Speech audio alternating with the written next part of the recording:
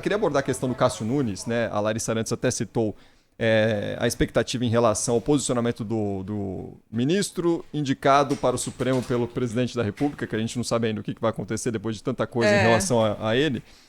Hoje o jornal Estado de São Paulo publicou aqui um levantamento, pelo menos consultando ali os integrantes da Comissão de Constituição e Justiça, e entre os 27 membros permanentes da CCJ, já há pelo menos 14 votos necessários para a aprovação dele na CCJ. Não é uma aprovação definitiva, porque precisa passar pelo plenário. Mas é uma sinalização importantíssima para o plenário. O que acontece? Ele vai ser no dia 21 sabatinado. Então, os senadores da Comissão de Constituição e Justiça do Senado vão fazer perguntas, vão tirar dúvidas e provavelmente devem questionar muitos detalhes sobre essa questão do currículo que foi levantada. O indicado ao Supremo Tribunal Federal, Cássio Nunes, disse que era uma questão de interpretação, de tradução que foi feita de maneira errônea, que tem como explicar tudo o que está lá no currículo dele, que não tem erro nenhum. Então, recebendo apoio, o indicado ao Supremo Tribunal Federal, que vai ser sabatinado na CCJ. Nos bastidores, a informação é que ele já teria votos suficientes para passar pela Comissão de Constituição e Justiça. Depois é plenário. Aí no plenário dos 81 senadores, ele tem que ter 41 votos para formalizar, portanto, a sua indicação ao Supremo Tribunal Federal. Telefonia te trouxe de volta, Cláudio. Por enquanto. Pois é, deu um pico de energia aqui, caiu tudo. Só faltou me derrubar da cadeira.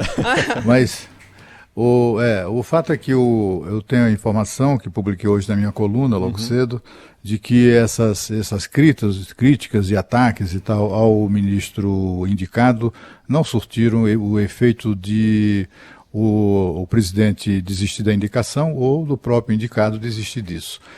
Muito pelo contrário, não só o presidente mantém a confiança no desembargador Cássio Nunes Marques, quanto ele próprio não pretende fugir da raia. E até porque a articulação no Senado Federal caminha no sentido de ele obter votos mais do que suficientes na sabatina, após a sabatina, né? E depois, aqueles 41 votos, moleza. Se o governo conseguir 41 votos no plenário do Senado, é melhor desistir, né? Porque, enfim, é algo que são votos que o governo tem sem nenhuma dificuldade maior.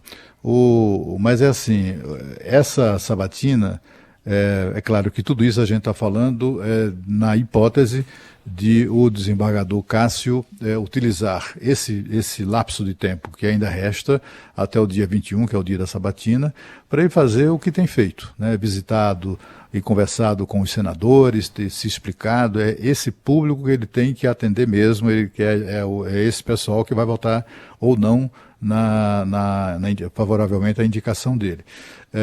E de outro lado, assim, ele precisa usar esse período para também se explicar publicamente, né?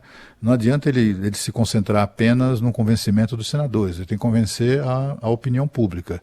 Ele tem defensores ao seu lado, gente do meio acadêmico, né, mostrando que as críticas ou as acusações são infundadas. Ele próprio tinha que também, enfim, tomar esse touro na unha, né, e vir a público também e claramente, abertamente, né, com absoluta frontalidade, explicar tudo isso, né? Eu li aqui a nota ontem do juiz federal Roberto Veloso, que é coordenador do curso de mestrado em Direito da Universidade Federal do Maranhão, onde ele fez, eu não sei se mestrado ou pós-graduação, tem que ver no currículo, mas enfim, explicando que não há nada de errado no currículo do ministro indicado. E outras pessoas, outros magistrados e também outras figuras do meio acadêmico já se pronunciaram em defesa do desembargador e vida que segue. A gente falava sobre essa questão dos títulos aí, questão que foi levantada aí nos últimos dias, né? Vira até uma questão polêmica sempre depois do nosso querido ministro Decotelli, né? Que, né? Enfim, águas passadas, mas enfim. Essa questão do Cássio Marques levou algumas questões justamente sobre a formação, pós-graduação, né? Que a gente citou. O Cláudio acabou de destacar que não criou muita influência não na indicação dele, mas Cláudio, você sabe que hoje o ministro Marco Aurélio Mello, ele é sempre muito ácido nos votos dele, nas falas dele, hoje ele deu uma cutucadinha aqui de leve no ministro indicado aqui, o Cássio Marques. Na sessão desta quinta-feira, o Marco Aurélio disse que o Cássio Marques, que foi indicado pelo presidente, se autoconcedeu o título de desembargador. Ele mencionava o caso da filha dele, que chegou ao TRF2, e da mulher Sandra de Santos, que é desembargadora do Tribunal de Justiça do Distrito Federal. Aspas. Tem uma filha que marchou visando preencher uma cadeira em um tribunal regional federal. Marchou com as próprias pernas, submeteu-se ao procedimento com sabatina e, para o meu gosto e de minha mulher, disseram-me que ela foi muito bem na sabatina e acabou nomeada. Em seguida, ele emendou. Pagou um preço enorme, como se tivesse sido nomeada graças à minha atuação e à atuação de minha mulher, que essa, sim, é desembargadora, porque é integrante do Tribunal de Justiça, não candidato indicado pelo presidente que se diz desembargador porque se autoconcedeu esse título pomposo. É só buscar o ato de nomeação dele para ver que, para o cargo que ele foi nomeado, cargo de juiz do Tribunal Regional da Primeira Região. Aí há uma citação em relação ao artigo, né? O artigo 34 da Lei Complementar 35/1979, diz que apenas magistrados dos tribunais de justiça podem ser chamados de desembargador e que, em outros tribunais e na magistratura de primeira instância, o termo correto é juiz privativo, citou aqui o Marco Aurélio, mas a Constituição de 1988 extinguiu a prática dessa diferenciação. Muito mais para pontuar aqui esse tom sempre muito... É uma coisa curiosa e é bom que ele tenha dito isso. Ele, na verdade, já tinha feito isso pela primeira vez numa entrevista esses dias ao jornal Gente, né? O ministro Marco Aurélio explicando que, inclusive, ele disse que preferia muito mais, ele se sentiria muito mais honrado de ser chamado de juiz do que ser chamado de ministro do Supremo Tribunal Federal. E ele tem razão, essa denominação de desembargador federal, que é a denominação completa, desembargador federal, é uma coisa meio corporativista, né?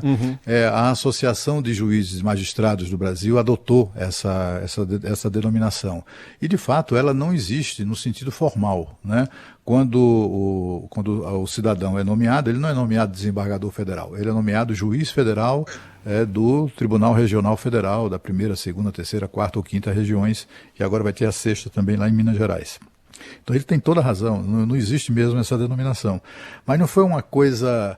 Ele falou, certamente, aproveitando o ensejo, de que o ministro indicado é juiz federal, ou desembargador, como o chamam, né?